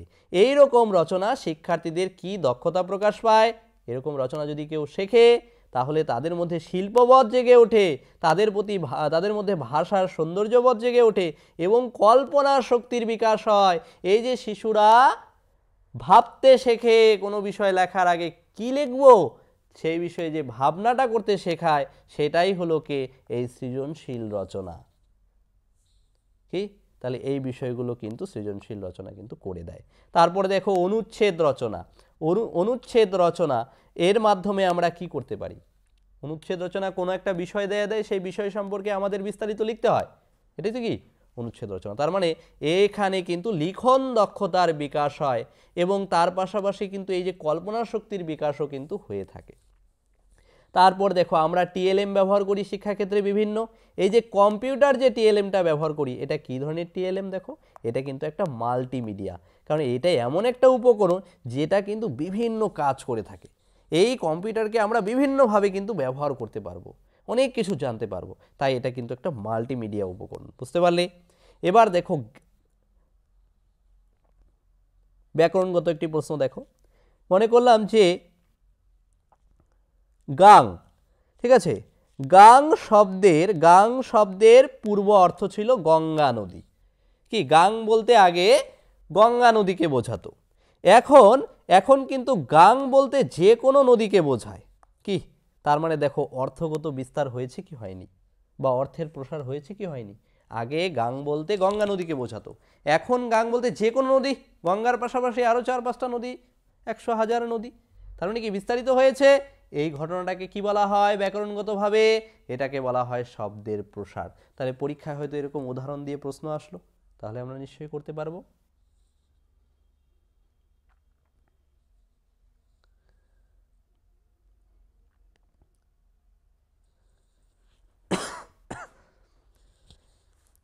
এবার যে বিষয়টা জানবো, এই যে এখান থেকে যে সন্ধি থেকে কিন্তু পরীক্ষায় প্রশ্ন আসে। বিগত বছরের প্রশ্নপত্রগুলো সবাই উল্টিয়ে দেখবে, সন্ধি থেকে কোনো না কোনো প্রশ্ন আছে। 14 দেখো, 17 দেখো, ঠিক আছে, 22 দেখো, সন্ধি ঘটিত কিন্তু প্রশ্ন আছে। এবার আমরা সন্ধি একটা বিস্তারিত জিনিস, আমরা এখান থেকে কোন বিষয়গুলো পড়ব? দেখো স্বরসন্ধি রয়েছে। সন্ধি আমি বলে দিই, সন্ধি হচ্ছে কিন্তু ধ্বনির সঙ্গে ধ্বনির মিলন। সন্ধি কিসের সঙ্গে কিসের মিলন? অর্থাৎ ধ্বনির সঙ্গে ধ্বনি মিলিত হয়ে কি হয়? সন্ধি হয়, তাই তো আমরা প্রত্যেকে জানি। এবার এই সন্ধি কিন্তু 3 প্রকার রয়েছে, প্রত্যেকে জানি কিন্তু আমরা, স্বরসন্ধি, ব্যঞ্জন সন্ধি, বিসর্গ সন্ধি। অসংখ্য নিয়ম কানুন রয়েছে সন্ধির, তাই তো। এবার যে বিষয়টা, সন্ধি তো প্রচুর রয়েছে উদাহরণ, মুখস্থ করে করে আমরা শেষ করে ফেলবো, তবুও পারবো না, তাই না। কিন্তু এখানে যে বিষয়টা বলবো, এই যে দেখো সন্ধিরই একটা ইম্পর্টেন্ট বিষয়, সেটা হলো নিপাতনে সিদ্ধ ব্যঞ্জন সন্ধি। যে সন্ধিটা হচ্ছে একটা ব্যতিক্রমী সন্ধি, যে সন্ধির কোনো কি নেই, নিয়ম নেই। মনে করলাম যে ধ্বনির সঙ্গে ধ্বনি মিলিত হয়ে সন্ধি হলো, সন্ধিবদ্ধ হলো। আমরা জানি স্বরসন্ধির বেলায় নিয়ম আছে, ব্যঞ্জন সন্ধিতে নিয়ম আছে, বিসর্গ সন্ধিতে নিয়ম রয়েছে, কিন্তু নিপাতনে সিদ্ধ ব্যঞ্জন সন্ধি এমন এক সন্ধি যেখানে কিন্তু কোনো নিয়ম কি সিদ্ধ হয় না, অর্থাৎ নিয়ম এক্স্যাক্টলি হয় না, এক এক সন্ধির ক্ষেত্রে এক এক ধরনের নিয়ম প্রযোজ্য হয়। এই সন্ধিটাই নিপাতনে সিদ্ধ ব্যঞ্জন সন্ধি। আর এই বিষয়টা থেকে কিন্তু সব থেকে সন্ধি রিলেটেড যে বিষয় আছে, সব থেকে ইম্পর্টেন্ট বিষয় হচ্ছে কি এই নিপাতনে সিদ্ধ ব্যঞ্জন সন্ধি। দেখো এরকমই কিছু উদাহরণ আছে, উদাহরণগুলো ভালো করে মনে রাখো, কেননা যে কোনোটা হয়তো এমন আসলো পরীক্ষায়, এই উদাহরণ থেকেই একটা উদাহরণ পরীক্ষায় প্রশ্ন কমন চলে আসলো, তাই উদাহরণগুলো একটু মনে রাখবে, দেখে নাও একটু। যেমন দেখো এই যে অষ্ট শব্দের সঙ্গে 10 শব্দ যুক্ত হয়ে অষ্টাদশ, আ যোগ চর্য আশ্চর্য, ষট যোগ 10 ষোড়শ। আর সন্ধি করার সময় অবশ্যই বানানগুলো কিন্তু খেয়াল রাখবে, কেননা অপশনগুলো কিন্তু এরকমই দিবে। ষোড়শ বানানটাকে অন্যভাবে দিবে, হয়তো ডয়শূন্যর জায়গায় বয়শূন্য দিয়ে দিবে। তাহলে আমাদের যদি বেশ ধারণাটা ক্লিয়ার না থাকে, আমরা কিন্তু ভুল করে আসবো, তাই বানানগুলো খেয়াল রাখবে, কারণ এই ধরনের ভুলগুলো হয়। তারপর দেখো এই যে পর যোগ পর পরস্পর, পুনঃ এই যে পুনঃ যোগ লিঙ্গ পুংলিঙ্গ, পশ্চাৎ যোগ অর্ধ পশ্চার্ধ, বৃহৎ যোগ পতি বৃহস্পতি, 1 যোগ 10 একাদশ, বিশ্বযোগ মিত্র বিশ্বামিত্র, হরিযোগ চন্দ্র হরিশ্চন্দ্র, পতৎ যোগ অঞ্জলি পতঞ্জলি, তারপরে পতৎ যোগ অঙ্গ পত্যঙ্গ, পর যোগ পরা পরম্পরা, আ যোগ পদ আস্পদ, এই যে হিংস যোগ অ সিংহ, এটা কিন্তু ইম্পর্টেন্ট, ভালো করে দেখবে।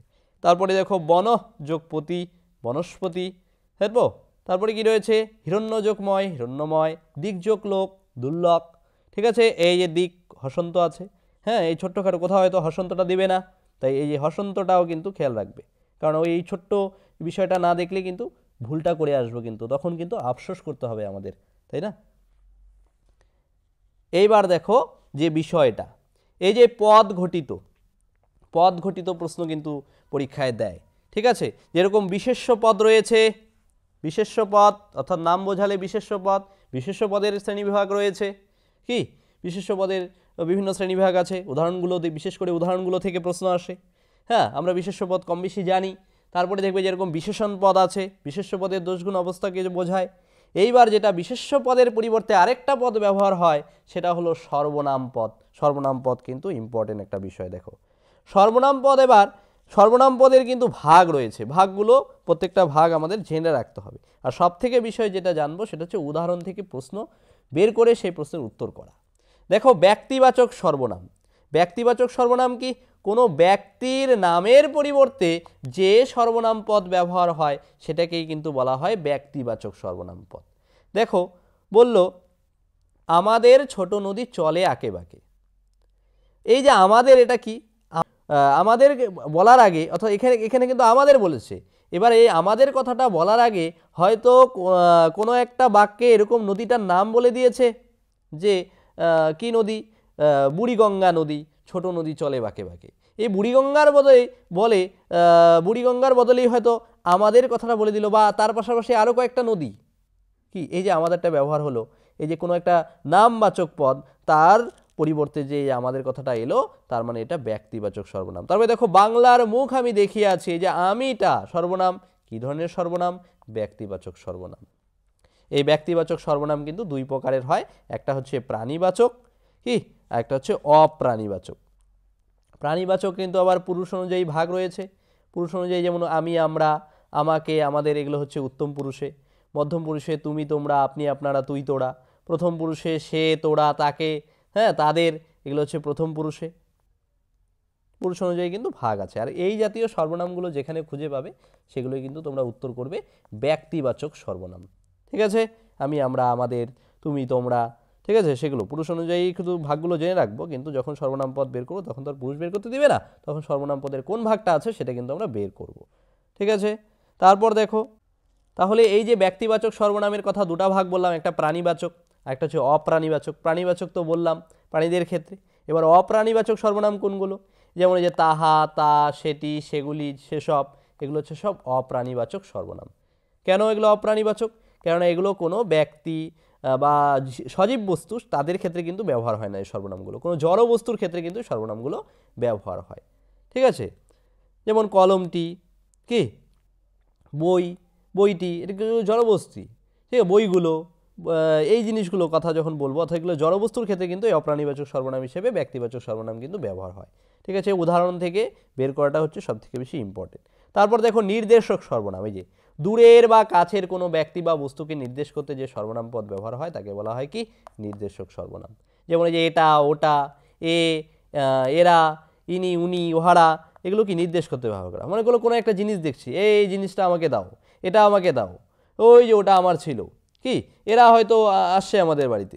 এই যে এই জাতীয় ব্যবহারগুলো যখন ব্যবহার করব সর্বনাম পদের, সেগুলো হচ্ছে প্রত্যেকটি নির্দেশক সর্বনাম।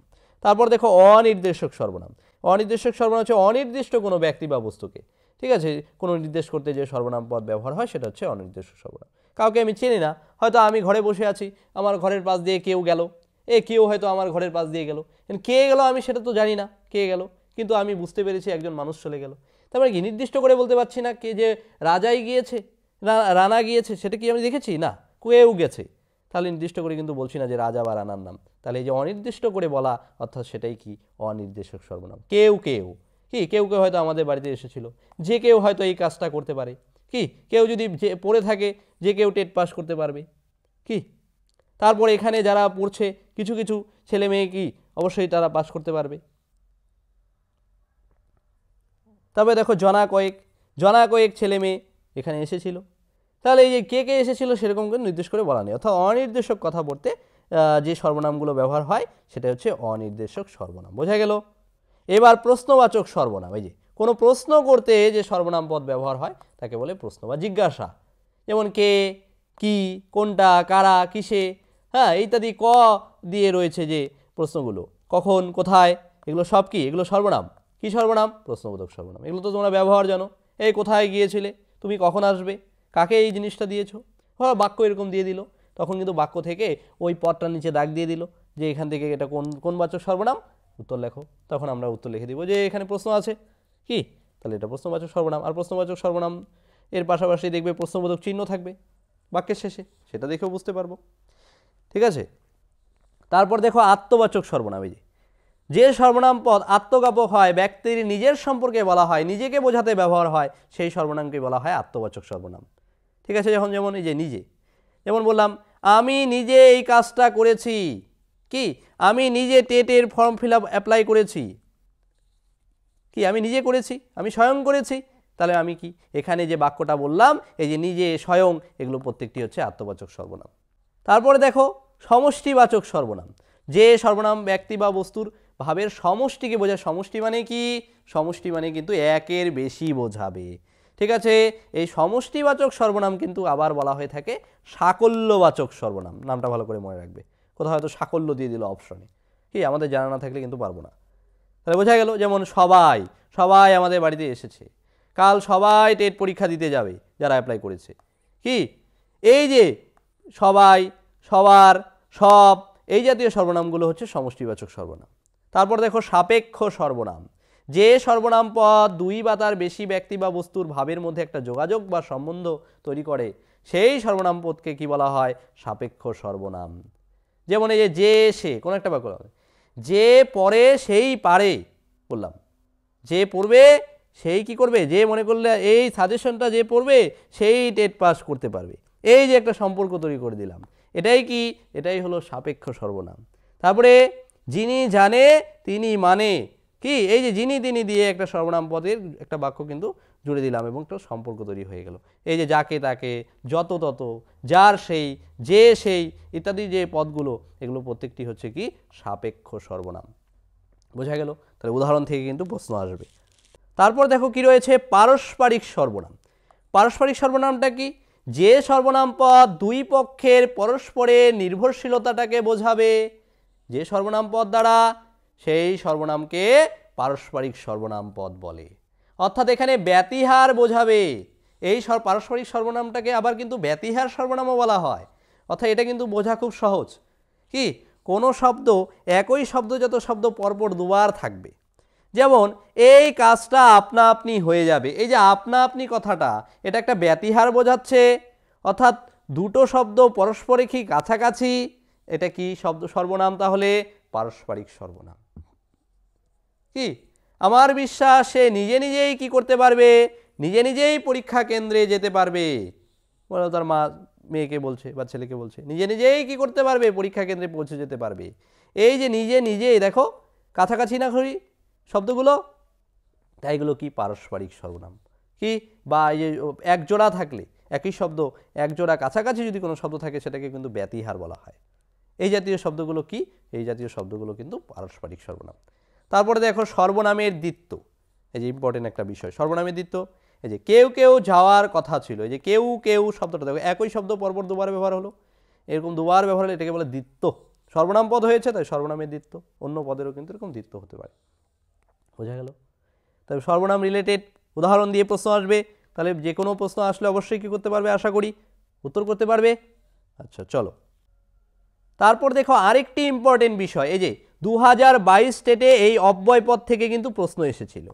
ঠিক আছে, তাই পদ ঘটিত বিষয়গুলো কিন্তু তোমরা ভালো করে মনে রাখবে, কারণ এই বছরের জন্য কিন্তু ইম্পর্টেন্ট। কেননা 2022 স্টেটে কিন্তু এই অব্যয় পদ রিলেটেড কিন্তু প্রশ্ন এসেছিল। প্রশ্নপত্র যাদের কাছে আছে তারা কিন্তু দেখবে যে যে নামপদের পরিবর্তন হয় না, অর্থাৎ বাক্যভেদে যে পদের কোনো পরিবর্তন হয় না, অর্থাৎ যে পদ কোনো রকমভাবে পরিবর্তিত হয় না, বাক্যে যেখানে যে অবস্থায় ছিল অন্য একটা বাক্যে সেই পদটা সেইভাবেই থাকলো, এরকম পদকেই বলা হয় কি? অব্যয় পদ। যে পদের কোনো রূপবদল হয় না, পরিবর্তন হয় না, সেটাকে কি বলে? অব্যয় পদ। এবার অব্যয় পদ কিন্তু আবার বিভিন্নভাবে হয়, তার মধ্যে যে পদান্বয়ী অব্যয়, এই পদান্বয়ী অব্যয় ঘটিত একটি প্রশ্ন কিন্তু এসেছে গত বছর 2022 থেকে। তাই এই বছরের জন্য কিন্তু ভীষণই ইম্পর্টেন্ট, কিন্তু ভালো করে মিলিয়ে নেবে। দেখো বাক্যস্থ কোনো একটা বাক্যে বিভিন্ন পদ থাকবে, এবার সেই পদগুলোর মধ্যে যদি একটা অন্বয় বোঝায়, মানে একটা সম্পর্ক বোঝায় বা সম্পর্ক স্থাপন করে এমন একটা পদ দ্বারা, সেই পদটাকে কি? পদান্বয়ী অব্যয় বলা। অবশ্যই পদটা কি হবে? অব্যয় হবে। এবার অব্যয় হলেও তো অব্যয়ের মধ্যে অনেক ভাগ হয়েছে, এবার এমন একটা অব্যয় পদ ব্যবহার হবে যার মাধ্যমে অন্বয় বা সম্পর্ক তৈরি হবে, সেই পদটাই কি? সেটাই হলো পদান্বয়ী অব্যয়। যেমন দেখো কোনো কথা থাকলো সঙ্গে, ঠিক আছে, আমি বাবার সঙ্গে বাজারে যাব, এখানে আমি পদটার সঙ্গে বাবা পদটা যুক্ত আছে, তার সঙ্গে এই সঙ্গে পদটা জুড়ে দিলাম। কি এখানে তাহলে আমার সঙ্গে বাবার একটা সম্পর্ক তৈরি হলো, একটা অন্বয় তৈরি হলো। কি আমি নিশ্চয়ই বাবার সঙ্গে বা অন্য কারোর সঙ্গে যাচ্ছি না, বাবার সঙ্গেই যাচ্ছি। তাহলে এই কথাটাকে সঙ্গে পদটাকে জুড়ে দিয়ে কি করছি? একটা সম্পর্ক স্থাপন করে দিলাম। তার মানে এটা কি? পদান্বয়ী অব্যয়। কি বুঝতে পারলে? তারপরে শহীদ, মনে করলাম যে শহীদ, ঠিক আছে, ছোট বাচ্চাদের কারো সহিত কি যে কোনো অচেনা কারোর সহিত কি নেই পাঠানো উচিত নয়, বা অচেনা কারোর সহিত যাওয়া উচিত নয়। এই যে দেখো, এই যে ছোটো বাচ্চাদের সঙ্গে অচেনা কারোর সঙ্গে এই যে একটা সম্পর্ক তৈরি হলো শহীদ পদটা দ্বারা, তাহলে শহীদটা এখানে প্রধান্যই অব্যয়। এইরকম মত, সহ, জন্য, নিমিত্ত, এগুলো কিন্তু প্রত্যেকটি কিন্তু প্রধান্যই অব্যয়। যে কোনোটা প্রশ্নের উদাহরণ দিয়ে এরকম অব্যয় পদ দিয়ে প্রশ্ন কিন্তু আসতে পারে, কেন বিগত বছরে এসেছে। তারপর দেখো, এই যে পেডাগজিক্যাল একটা প্রশ্ন, নিচের কোনটি ব্যাকরণ শিক্ষাদানের উত্তম উপায়, মানে সব থেকে ভালো উপায়। কি উপায়? দেখো, ব্যাকরণ শিখতে গেলে উপযুক্ত প্রশিক্ষণপ্রাপ্ত শিক্ষকের কাছ থেকে শিখতে হবে, কারণ যে শিখছে সেই তো আমাকে শেখাতে পারবে, যে শেখেনি তার কাছে নিশ্চয়ই শিখতে পারবো না।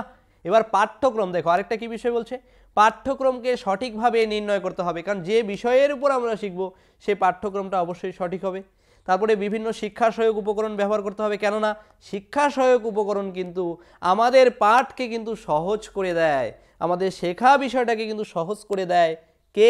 এই পাঠ্য বিষয় ভিত্তিক উপকরণ, এবং আমাদের কোনো বিষয় মনে রাখতেও সুবিধা করে। তাই এই প্রত্যেকটাই কিন্তু কি ব্যাকরণ শিক্ষাদানের কিন্তু ক্ষেত্রে কিন্তু উত্তম, অর্থাৎ প্রত্যেকটি কিন্তু এখানে প্রযোজ্য, তাই সবগুলি হয়ে যাবে সঠিক উত্তর। তারপর দেখো, ব্যাকরণ শিক্ষাকে যদি ছাত্রদের কাছে আকর্ষণীয় করে তুলতে হয় তাহলে যে ব্যবস্থাগুলি গ্রহণ করা দরকার তার মধ্যে নিচের কোনটি সঠিক নয়। দেখো ভালো করে, একটা নেগেটিভ প্রশ্ন দিয়েছে, এই ধরনের প্রশ্নগুলো কিন্তু ঘুরিয়ে ফিরিয়ে দেয়, ঠিক আছে? আমাদের উত্তর করাটাই কিন্তু এখানে ডিফিকাল্ট, আর যদি ভালো করে বুঝে নিই তাহলে একদম সহজ। সঠিক নয় বলেছে মানে মিথ্যাটা খুঁজবো, যে প্রশ্নটা ছাত্রছাত্রীদের কাছে আকর্ষণীয় করে তুলতে পারবে না সেটাই খুঁজবো। দেখো, ব্যাকরণ শিক্ষাদানে আরোহী পদ্ধতি প্রয়োগ সঠিক। ব্যাকরণ, বাংলা ব্যাকরণে যে সমস্ত বিষয়গুলো ছাত্রদের পড়াতে হবে সেগুলি ছাত্রছাত্রীরা আয়ত্ত করলে বাংলা ভাষা ব্যবহারের দক্ষতা বৃদ্ধি পাবে। ছাত্রছাত্রী, অবশ্যই এটা কিন্তু সঠিক। ছাত্রছাত্রীদের যে জিনিসগুলো শেখানো হোক না কেন তা যেন সম্যকরূপে শেখানো হয়, মানে ভালো একটা চেষ্টা নিয়ে শেখানো হয়, এটাও ঠিক। কি? তারপর দেখো, এই যে ছাত্রছাত্রীদের ভয় দেখিয়ে মুখস্থ করিয়ে ব্যাকরণ শিক্ষাদানের কথা বলছে, এটা তো কখনো করা যাবে না। ছাত্রদের ভয় ভীতির পরিবেশ কখনোই তৈরি করা যাবে না, আর ছাত্রদের এই মুখস্থ জিনিসটাকে কখনো জোর করে শেখানো যাবে না, কারণ ছাত্ররা, বর্তমান শিক্ষা ব্যবস্থা হচ্ছে কি শিশুতান্ত্রিক, ছাত্ররা নিজের মতো করে শিখবে, যেখানে জোরপূর্বক তো বলাই যাবে না যে শিশুরা নিজেরা প্রশ্ন করবে, নিজেরা জানার চেষ্টা করবে, এই বোধ নিয়ে কিন্তু শিখবে। শিক্ষক শুধু একজন গাইড, সে গাইড করবে কি, আর ছাত্ররাই সমস্ত কিছু করবে, তাই এটা কিন্তু কখনোই করা যাবে না। তাহলে এটাই হচ্ছে কি ভুল। তাহলে এই দেখো কোনটি সঠিক নয় বের করতে বলছে, তাহলে সঠিক নয় বের হয়ে গেল। আচ্ছা, তারপর দেখো কি রয়েছে, এই যে অনন্যয়ী বা ভাববাচক অব্যয়। অনন্যয়ী বা ভাববাচক অব্যয়টা কি? আমরা জানি বাক্যে বিভিন্ন পদ থাকে, অর্থাৎ কতগুলো পদ মিলে কিন্তু একটা বাক্য হয়। এবার কোনো বাক্যে এমন আছে যে অন্যান্য পদ রয়েছে, তার পাশাপাশি অব্যয় পদ রয়েছে। এবার অব্যয় পদের সঙ্গে অন্য পদগুলোর কোনো সম্পর্ক থাকছে না, তখন যদি বাক্যটা অন্যভাবে প্রকাশিত হয়, অর্থাৎ মনের কোনো বিস্ময় প্রকাশিত হচ্ছে, কিংবা কোনো ঘৃণা, ভয়, হর্ষ ইত্যাদি ভাব প্রকাশের মাধ্যম দ্বারা বাক্যটাকে অব্যয়গুলো ব্যবহার হচ্ছে এবং বাক্যটা প্রকাশিত হচ্ছে, তখন সেই অব্যয়গুলো কিন্তু বলা হয়ে থাকে হচ্ছে অনন্যয়ী বা ভাববাচক অব্যয়। যেমন কি, মনে করলে এই যে ছি ছি, হায় হায়, হ্যাঁ, এগুলোর দিয়ে কিন্তু বাক্যের অন্য পদের সঙ্গে সরাসরি সম্পর্ক হয় না, কিন্তু এই অব্যয় পদগুলো যে আহে, আজ্ঞে, মরি, মাগো ইত্যাদি, এই পদগুলো কিন্তু বাক্যটাকে প্রকাশিত হতে, বাক্যের ভাবটাকে বোঝাতে কিন্তু ব্যবহার হয়। হায় হায়, কি বিপদ হয়ে গেল, আহা কি সুন্দর দৃশ্য, এবং তার পাশাপাশি কিন্তু এই বিস্ময়বোধক চিহ্ন কিন্তু থাকবে এই অব্যয় পদগুলোর সঙ্গে, তখন কিন্তু আমরা দেখে কিন্তু খুব সহজে এটা অনন্যই অব্যয় বা ভাববাচক অব্যয় কিন্তু চিহ্নিত করব। ঠিক আছে? তারপর দেখো আরেকটি অব্যয়, এটা হলো সমুচ্চয়ী অব্যয়। সমুচ্চয়ী অব্যয়টা কি? সমুচ্চয়ী অব্যয় হচ্ছে যে যদি দেখা যায় কোনো একটা অব্যয় পদে একাধিক পদ রয়েছে এবং বাক্যাংশ যা কিনা বাক্যকে সংযোজন করছে, কোনো বাক্যে এমন একটা বাক্যের অংশ যেটা কোনো বাক্যকে সংযোজন করছে, বাক্যকে যুক্ত করছে, ছোট ছোট বাক্যগুলোকে যুক্ত করে করে একটা বড় বাক্য তৈরি করছে, বা এমন কিছু অংশ যা একটা বড় বাক্যকে ছোট করে দিচ্ছে, অর্থাৎ বিয়োজন করছে, তখন যে অব্যয় পদটা এই ঘটনাটা করছে এই পদের মধ্যে, সেই অব্যয় পদটাকে কিন্তু বলা হয় সমুচ্চয়ী অব্যয়। কি বলা হয়? সেই অব্যয় পদকে কিন্তু বলা হয় সমুচ্চয়ী অব্যয়। যেমন উদাহরণ দিলে ভালো করে বুঝতে পারবে। যেমন দেখো, এখানে ও অব্যয়টা, মনে করলাম একটা নাম পদ শুক্লা আর একটা নাম পদ দীপ্তি, ঠিক আছে। এই এখানে দুটা নাম পদকে দেখো যুক্ত করেছে কোন অব্যয়টা, এই ও অব্যয়টা। এবার দেখো আমি বলতে পারতাম যে শুক্লা খেলতে যাবে, দীপ্তি খেলতে যাবে, তাহলে দুটো বাক্য আলাদা করে বলতে হতো। তা না করে আমি একটি বাক্যেই বলে দিলাম যে শুক্লা ও দীপ্তি খেলতে যাবে। এখানে দেখো এই যে বাক্যের অংশগুলো, অর্থাৎ শুক্লাকে আলাদা করে বলতে হলো না, দীপ্তিকে আলাদা করে বলতে হলো না, সেখানে ও নামক অব্যয়পদটা এনে এই দুটা পদকে একসঙ্গে জুড়ে দিতে পারলাম, তাই তো। তাহলে এখানে ও অব্যয়টা কি করছে, বাক্যের অংশকে সংযোজন করতে সহযোগিতা করছে, তার মানে এটা কি সংযোজন করলো কি। তাহলে এখানে ও অব্যয়টা কি অব্যয়, সমুচ্চয়ী অব্যয়। আবার দেখো এটা কোথাও কোথাও কিন্তু কি করবে, বিয়োজন করবে, কি বাদ দেবে, অর্থাৎ বাক্যে বৃহৎ বাক্যকে ছোট বাক্য করে তুলতে পারবে, ঠিক আছে। তখন সেক্ষেত্রেও কিন্তু এই অব্যয়টা হবে সমুচ্চয়ী অব্যয়। বিয়োজন করবে, আমি অথবা দাদা বাজারে যাবে, দেখো এই যে অথবা কথাটা দিয়ে কিন্তু বিয়োজন করলো, ঠিক আছে। তাহলে এখানে অথবাটা কি অব্যয়, সমুচ্চয়ী অব্যয়, বুঝতে পারলে। তার মানে যে কোনো একজন যাবে এই অর্থে কিন্তু ব্যবহার হচ্ছে, বুঝতে পারলে। তাহলে এগুলো কি অব্যয়, এগুলো হচ্ছে সমুচ্চয়ী অব্যয়। তারপর দেখো আরেকটা অব্যয় রয়েছে যেটা কিন্তু বলা হয় অনুকার অব্যয়। অনুকার অব্যয়টা কি জিনিস, দেখো যে অব্যয় পদ কোনো ধ্বনিসূচক পদকে অনুসরণ করে ব্যবহার হয়, সেই ধরনের অব্যয়কে কিন্তু অনুকার অব্যয় বলে। মানে এই অব্যয়গুলো বাক্যে ব্যবহার হয়, অবশ্যই অন্যান্য পদের সঙ্গে যুক্ত হয়ে ব্যবহার হয়, কিন্তু এই অব্যয় পদগুলোর অর্থ যদি আমরা খুঁজতে চাই তাহলে কিন্তু পাবো না। মানে কোনো একটা আমাদের মনের ভিতরের কোনো অনুভূতিকে আমরা প্রকাশক কিছু ধ্বনিসূচক পদকে কিন্তু ব্যবহার করব বা ধ্বনিকে ব্যবহার করব, যেটা কিন্তু যার মাধ্যমে আমাদের মনের ভিতরের কোনো কিছু কথাকে আমরা কিন্তু প্রকাশিত করব, যে অব্যয় পদটা দিয়ে, সেই অব্যয়টা হচ্ছে কি অনুকার অব্যয়। অর্থাৎ এগুলো প্রত্যেকটি ধ্বনিসূচক পদ।